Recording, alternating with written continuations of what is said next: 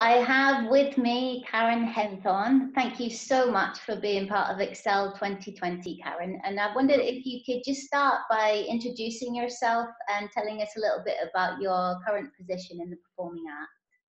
So I'm an actress and a screen acting coach. I've been a screen acting coach for about 20 years now.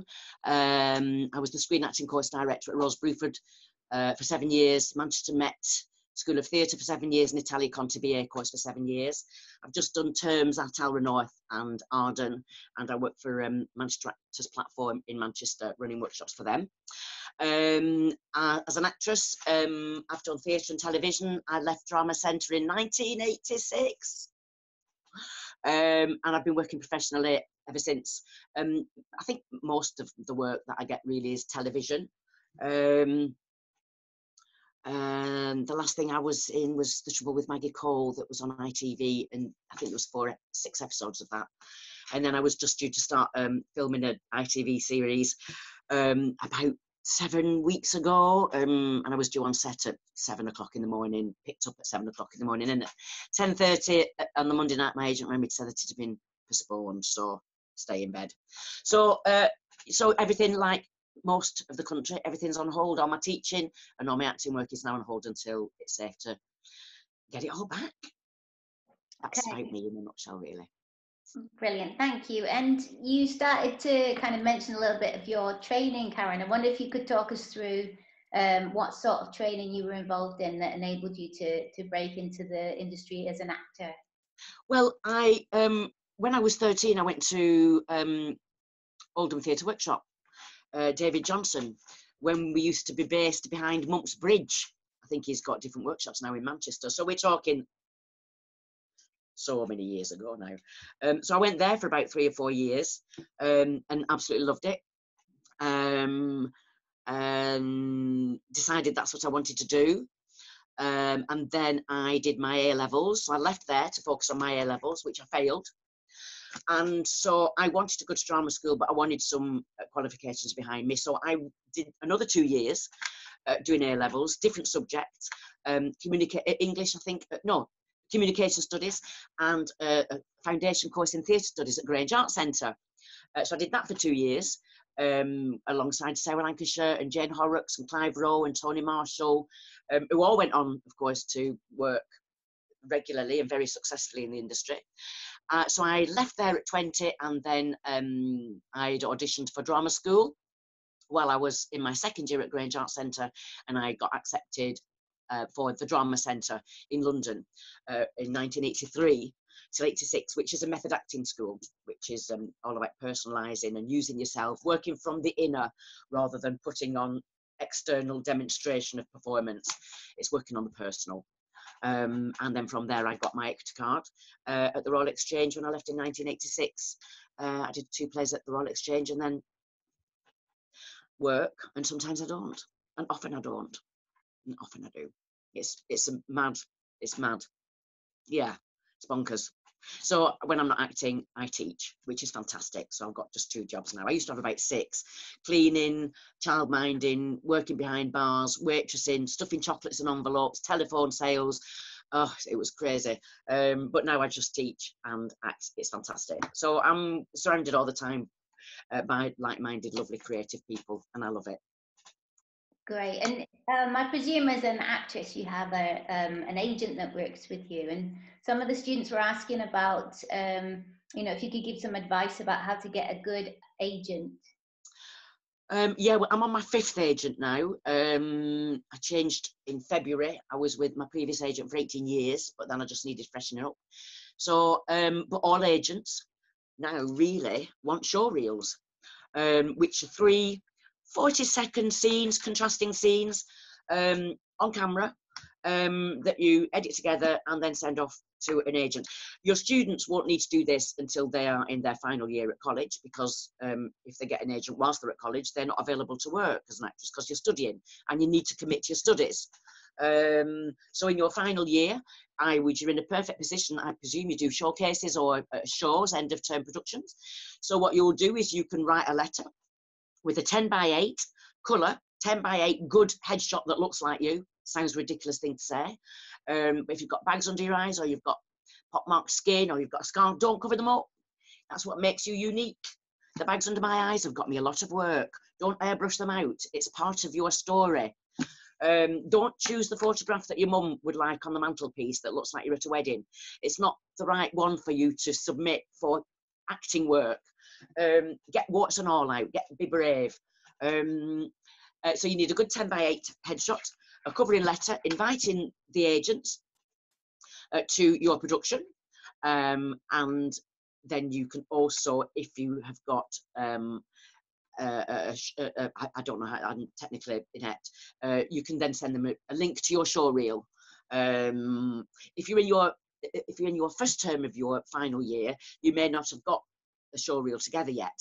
But do in your final year, do try and get one together. It's really important. They want to see what you look like on camera, and there's more work now. Not that there's much work at all, but out of theatre or TV, there's more work on screen now, and there's so many channels. So it's really important. There are lots of companies in Manchester that make show reels for you. Manchester Actors Platform. I'm not on commission, so I'm not trying to get myself money. Make myself money by suggesting them, but they're very, very reasonable, and they're great. They're terrific. But there are others. Do your research. Find out which ones work best for you. Some are extremely expensive. Depends what you can afford. And if you can't afford anything, as we are poor students, make your own. Make sure it's good quality. You can get good quality on your phones. Now you only need something simple. A single shot of you talking to your screen partner, and get some shots of them as well, so that it shows that you can listen and respond. And keep it nice and simple, and just a minute or a minute and a half, if that's all you can do, and then get that sent off to an agent, so you can invite them to your show. You can say, this is what I look like on camera, this is my headshot, I'm in my final year and I'm ready for business, I'm ready to go. Once I get an agent, I'm ready to go. If you don't get an agent, it's not the end of the world. There are lots of different ways that you can find work. Get on all the websites that are advertising jobs and all that sort of stuff. You need to get on Spotlight. You keep your training up once you leave college. Go to workshops. There's loads in Manchester, and a bit of networking. You'll get to know other actors. You'll get to hear about their agents. You'll get to hear if agents are taking people on, which they don't very often, but sometimes they do extend their books. So you've just got to get yourself out there. If you want it enough, you'll do it anyway. It's a vocation. It's a calling. You won't want to do anything else. Continue your training once you finish. Get together with friends, read plays, practice your sight reading skills. It's massively, as I'm sure your teachers will have told you, they ain't lying. It is massively competitive. It's tough, but it's so rewarding when you get that job. But you've got to go to classes. You've got to keep your skills up. You've got to keep practicing. Repetition. Be ready for that first audition. Know about sight reading. Know about your use of space. Know about the appropriate vocal level. Get some classes in screen acting. I run them at Manchester Actors Platform, but other workshops, there are other workshops as well. Do some research. Find the right one for you that suits your needs. But if you haven't got any training on screen acting, you need to get some, because it's completely different from theatre. Completely different. So you need to get some, and you need to start finding an ease in front of that camera, because often what happens is that camera, we hear action and we freeze up and get tense and we don't know what to do. You've got to practice and find ultimately an ease in front of that camera, so that it's fluid and it's using yourself completely. It's a difficult skill. It's a difficult skill. There's lots in it. It's very technical. So don't just get ready for that first audition. If you want it enough, you will. You won't need to be told these things. If you want it enough, you'll find your way through. And then alongside the performance skills, Karen, we're often trying to, teach students about the professional skills that they need. And I wonder if you'd say a bit about the importance of professionalism, or what you think it is to be a professional. Well, be on time. get to auditions 20 minutes early. If you can get there an hour early, if the scene is available, if you've not been emailed it and there are sides waiting for you, sides of script, your scene waiting for you in the reception area of where you're going for your audition, get there as early as you can. And then go out and walk that scene round, take a pencil and make some notes. What is it that you want in the scene? Unity, all the stuff, all the skills that you've learned at drama school, at drama college. It's the same prep for a screen scene as it is for theatre. It's the same prep. Who am I? What do I want? What's my objective? Where's the unit changes? What's the relationship? Think about all those things. Think about your previous circumstances, okay? Don't just turn up 10 minutes and expect that you're going to be great. You've got to put the work in. Get familiar with those lines. Don't learn it. Get familiar. Even when I'm sent scripts and I'm asked to learn the scene, I always take my scene in with me. I don't want my audition to be an exercise in remembering the lines. I want to be able to listen and receive my partner. So I'll refer to my script. I'll learn it, but I take my script in with me because I get nervous. And when you get nervous, you get a bit of brain freeze. So I need that script there. I don't want to break the floor by going, oh, can't remember my lines. Can we start again? That's not very professional. Get there on time. Wear appropriate clothing for the character. If you're going for a police officer, don't wear jeans and a t-shirt. Wear comfortable clothes that you're comfortable in, but appropriate. Want to be there, especially if it's an audition for a commercial. They can be cattle markets. They can be really difficult. You can earn a lot of money from commercial casting, but want to be there. Be happy to be there. Do your research on your casting director and whoever it is that you're meeting in the room, whether it's a casting director or the producer or the director. Do your research. They'll all be on the internet. Find out what programs they've been involved with, what they've made, what they've directed. It's really important. They know about you. They've read your CV. They've seen your show reel. Find out about them. You might be meeting a director whose drama you watched last week and you thought it was wonderful. If you went into that audition and went, I saw your project on TV last week. I thought it was fantastic and the lead actress or the lead actor was amazing. You know, they like flattery as well as we do. And it shows that you've done your research. When you're on set, when you work in television, often you get picked up in a lovely car because not because you're any more special than anyone else, but because they need you to be there on time and you can't rely on public transport. So when you get there, be professional, be grateful, say hello to people. You'll get taken to your Winnebago. Thank them. They'll give you tea, they'll give you coffee, they'll bring you lunch. Thank them. You know, it's really important. Remember the names of the people who are doing the food. Remember the names of the people who are on the crew. Remember your first, your second, your third AD. They know your names. Remember theirs. Even if you need to write it down and put it in your pocket and say thank you when you finished filming for the day. Thank your crew. You don't have to go around independently to everyone. I mean, you'll be there. There could be 30 crew. You'll be there all day. They need to move on. But as a general, you can just say thank you very much, everyone. I've had a great day. Thank you. It goes a long way. I've worked with people who don't do that, and it doesn't bode well for a good shoot. You know, we're all wanting to tell the same story in our way, whether we're actors, whether we're makeup, costume, camera ops, lighting. We all want it to do our best, and we all want it to look great. You are not the only important person. Everybody is. You're just a little bit of the jigsaw puzzle that makes up a fantastic, hopefully fantastic production. So just remind that, keep humble. Humility is really important. You know, if it's raining and you have a little break and you're on set and you have a break, the costume ladies will come and they'll hold the umbrella for you. That's not because you're special. That's because they don't want their costume to get wet for continuity for the next take. Okay, so don't start thinking, oh, I'm real, because you're not. We're the same. That's really important. That's really professional. You know, I've worked with people who've walked off set because they don't like the notes. Take notes.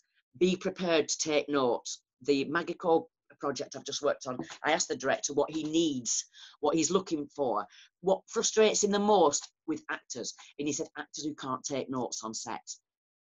He said, you'll be amazed at the amount of actors who can't take notes, who can't adapt quickly like that, who can't just think of a new choice and to find a way to make that directorial note work. He said it's really important. Make offers in your audition. make some decisions, but be prepared in your audition for the director to give you a note. It doesn't mean that your initial choice is wrong. It just means that they want to know if you can take notes and you can think in a different way. That's really important.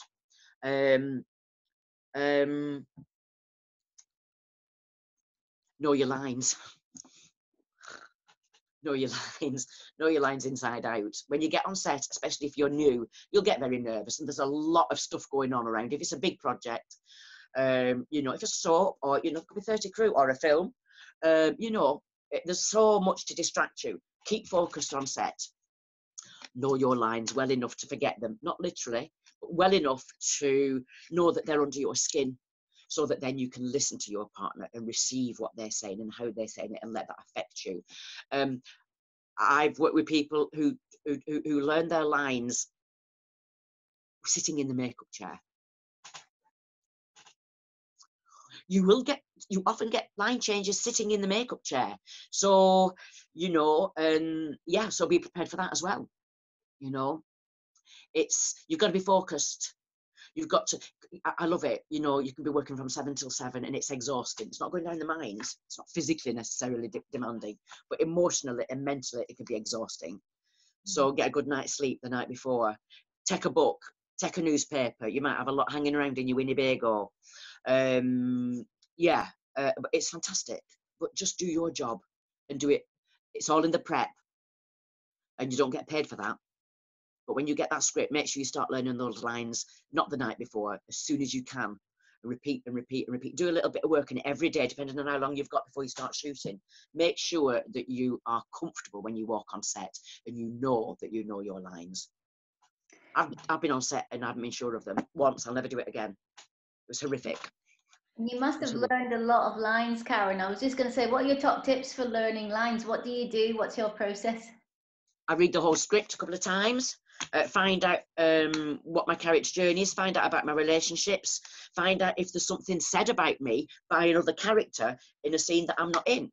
It might give me an idea about what my character's like. And then I then start.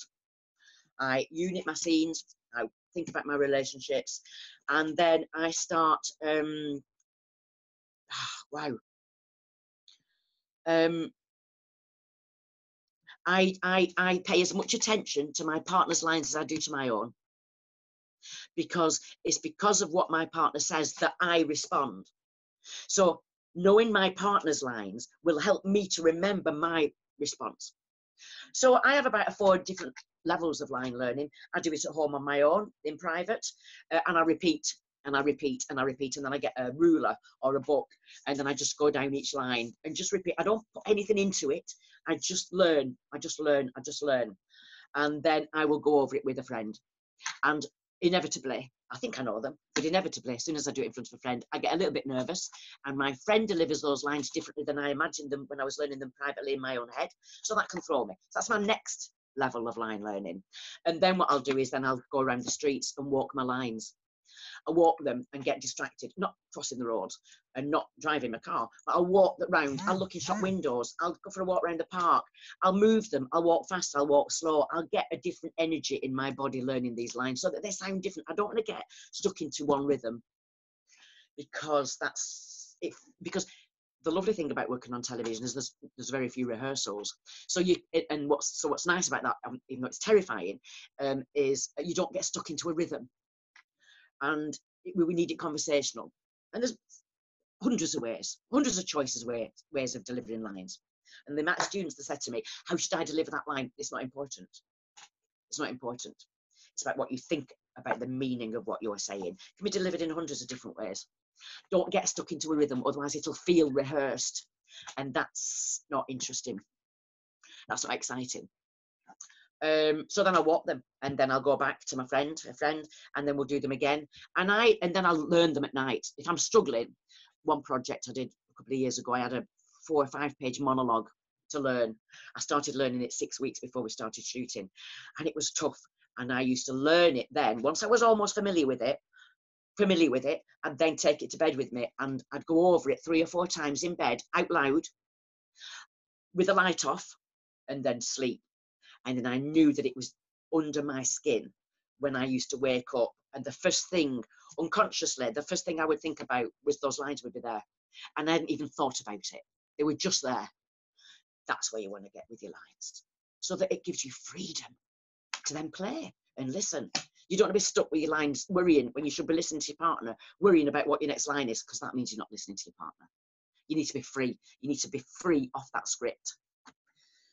So yeah, repetition, and then repeat until they're in, until they're yours, until they don't sound like you are speaking them off a script. You've got to be, they don't want to be script bound. They need to sound like they're coming out of your mouth, out of your thoughts. And the only way they can do that is if you know that you know them, and then you can start playing. Great, thank you.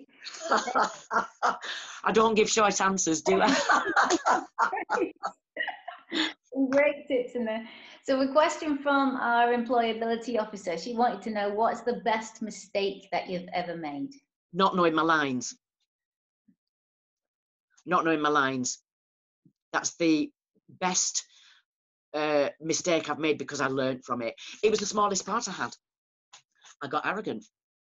I thought it's only small. It was a pathologist. Stupid me. Now that's a different language than what I speak. That's really complicated language. I thought it'd be all right. It was only 2 scenes. It was an episode of Dial and Pascal years ago. No idea. No idea. It was awful. It was the worst experience, because I got arrogant. I thought it'd be all right. And I got through it, but not very well. It was terrible. But I learned from it. Yeah. Know your lines. It's the easiest part of your job. It's your job. Everyone else does their job. That's your job. You know. Yeah. It makes a huge difference when you know them, because then you're free. And I wasn't free that day. I was tense. I was physically tense. I was stiff and held because I was terrified, because I knew I didn't know my lines well enough. And it affected every part of my work, every part of my performance. I didn't use my space. I didn't listen to my partners. I was frozen, eyeballing them, because all I was thinking about, it was fear. It was fear. And it was awful. It was the most uncomfortable I've ever been on set. And it was only on set for 1 day. Terrible. Okay, so next question would be, what would be the best and the worst part of your job? So maybe you could answer that as an actor, and then we can talk about the teaching. So the worst, you know, okay. So the best part of my job is everything. There isn't one best part. Theatre, fringe. I did Warhorse. We were playing a tour. We went to South Africa. It was amazing. We were playing to 2,000 people. It was amazing. I've done fringe. I got as much thrill out of fringe doing it in front of 17, 18 people we had in as that 2,000 people. It's not about that. It's just about the work. I love working on camera. I love the intimacy of it. I love getting better. Since I've been teaching, I've improved. I'm a bit braver with my work. I'm a bit more stripped back. I'm less demonstrative. That's nice to see. I'll never get there. I don't quite know where there is, but I'm certainly not there yet. Intimacy, simplicity. I like that. Growing. Hopefully growing. The worst bit is when you see something you've done on TV and you go, oh God, that was terrible. But the worst part of being an actor is the unemployed, being unemployed.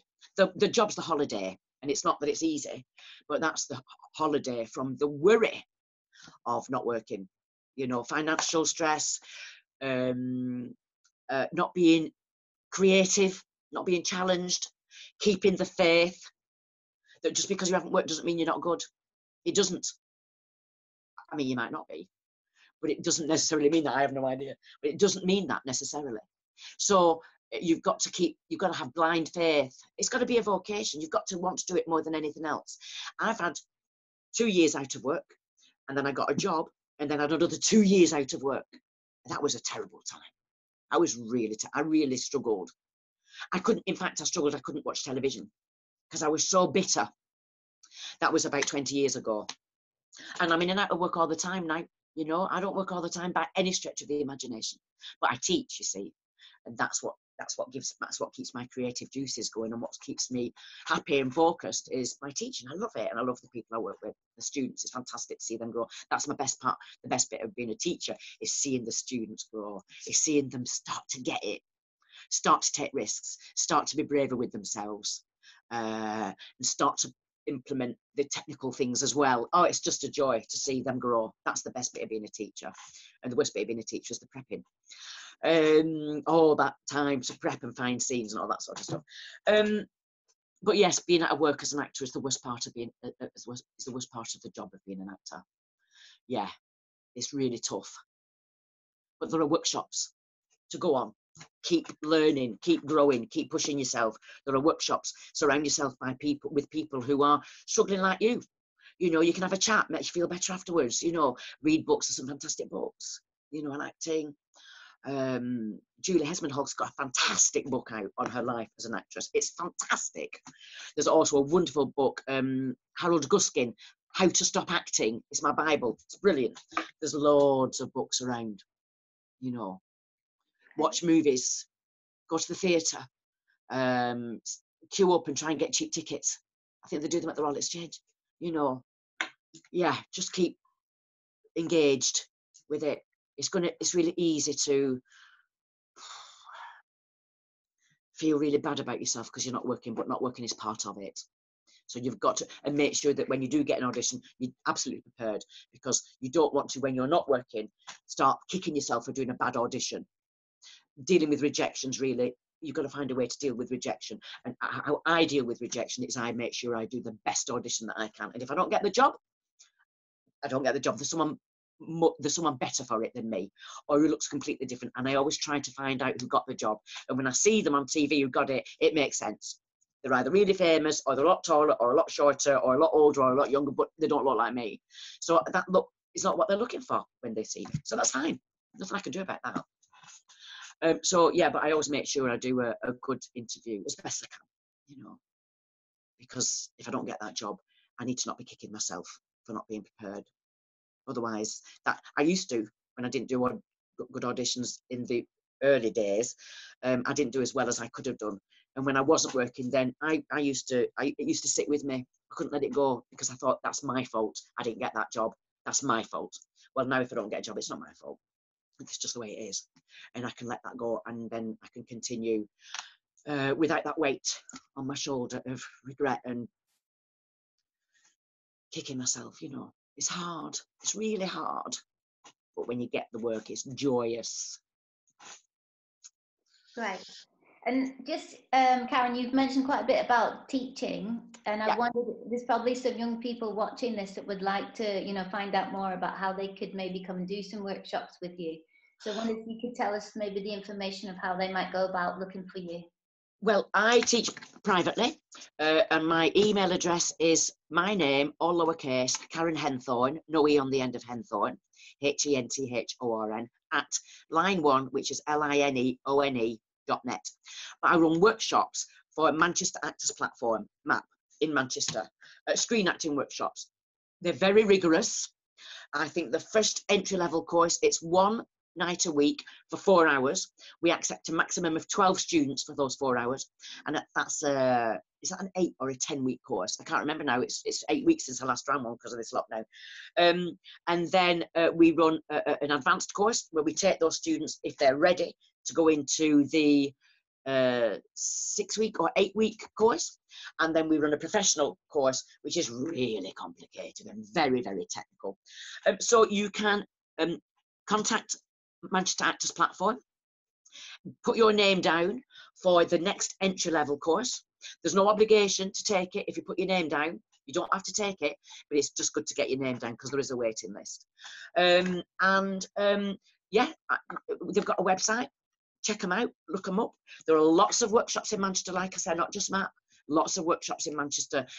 Check them out. See which one resonates most with you, what you'd like to go to. Some workshops have 20 students in a 3-hour workshop. We just keep our numbers to a minimum so that you can get at least half an hour on camera for most of those sessions, 40 minutes for some of those sessions, you know. But check out see what workshop suits your needs, because that's the most important thing, you know. Yeah, that's where you can find me. Great. Well, thank you so much, Karen, for your time. You've given us lots of really brilliant advice there. We really appreciate you being with us again at Excel 2020. So thank you. You're welcome. Thanks for asking me, Trey. It's been lovely. It's been a pleasure. And good luck, everyone.